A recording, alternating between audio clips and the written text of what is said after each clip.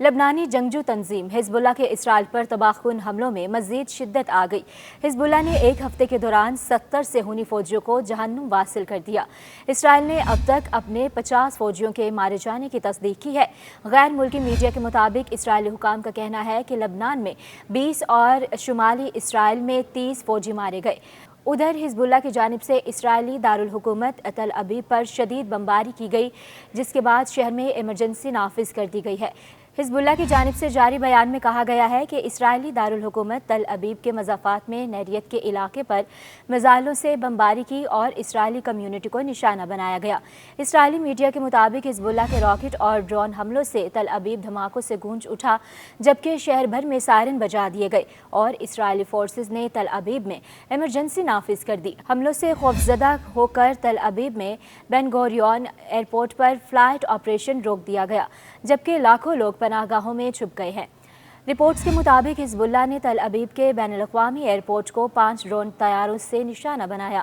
حملوں کے فوراً بعد رات کو نابلس میں داخل ہونے والی ایک بس کو مقبرے میں رات بھر پناہ لینی پڑی، جسے اسرائیلی فورسز نے صبح وہاں سے بحفاظت نکالا۔ حزب اللہ کے مطابق اس کے تباہ کن حملوں میں اسرائیل کو بھاری جانی اور مالی نقصان اٹھانا پڑا۔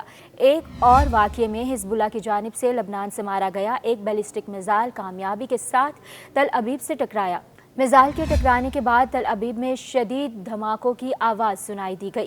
صہیونی ذرائع کے مطابق میزائل ٹکرانے کے وقت سائرن نہیں بجا اور اسرائیل کا الرٹ سسٹم ناکام رہا۔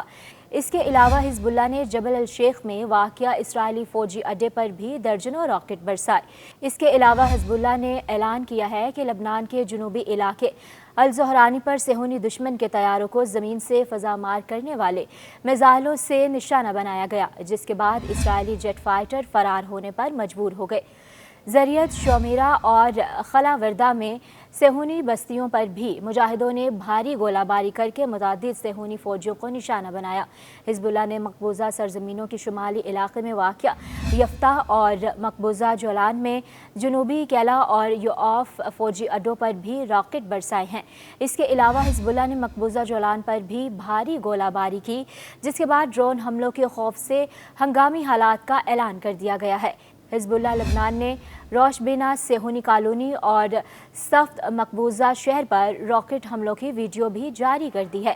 صہیونی ذرائع ابلاغ کے مطابق اس بات کا بھرپور امکان ہے کہ لبنان کی استقامتی تنظیم حزب اللہ ڈرون طیاروں کے استعمال میں روز بروز اضافہ کرے، کیونکہ ان طیاروں کا پتہ لگا کر انہیں تباہ کرنا انتہائی مشکل ہوتا ہے۔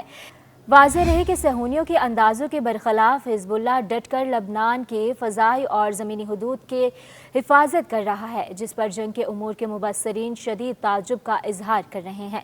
قابل ذکر ہے کہ گزشتہ 2 ہفتوں سے صہیونی فوجیوں نے لبنان میں زمینی جارحیت کا سلسلہ بھی شروع کر دیا ہے، جس میں انہیں ناکامی کا سامنا کرنا پڑ رہا ہے۔ حزب اللہ کے مجاہدوں نے صہیونی فوج کو بھاری نقصان پہنچایا ہے، جسے صہیونی حکام چھپا رہے ہیں، اور اسرائیل میں پہنچنے والے ہر طرح کے نقصان کی خبر کو نشر کرنے والے رپورٹرز یا نیوز چینل کو شدید سزا دی جا رہی ہے۔ دوسری جانب حزب اللہ کی سربراہی کے لیے نامزد رہنما ہاشم صفی الدین اسرائیلی حملے میں شہید ہو گئے۔ حزب اللہ نے ہاشم صفی الدین کی شہادت کی تصدیق کر دی ہے۔ اس سے قبل اسرائیلی فوج نے حزب اللہ کے قائم مقام سربراہ ہاشم صفی الدین کو شہید کرنے کا دعویٰ کیا تھا۔ اسرائیلی فوج کا کہنا تھا کہ ہاشم صفی الدین کو 3 ہفتے پہلے بیروت پر حملے میں نشانہ بنایا گیا تھا۔ ہاشم صفی الدین حزب اللہ کے سابق سربراہ حسن نصر اللہ کے کزن تھے۔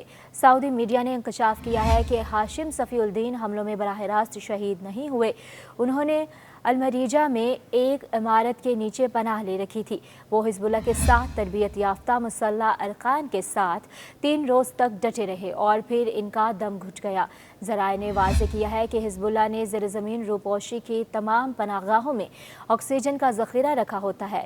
یاد رہے کہ حسن نصر اللہ کی لاش ملنے پر ایک طبی کارکن نے بتایا تھا کہ ہاشم صفی الدین دم گھٹنے سے شہید ہوئے اور ان کے جسم پر کوئی زخم نہیں تھا۔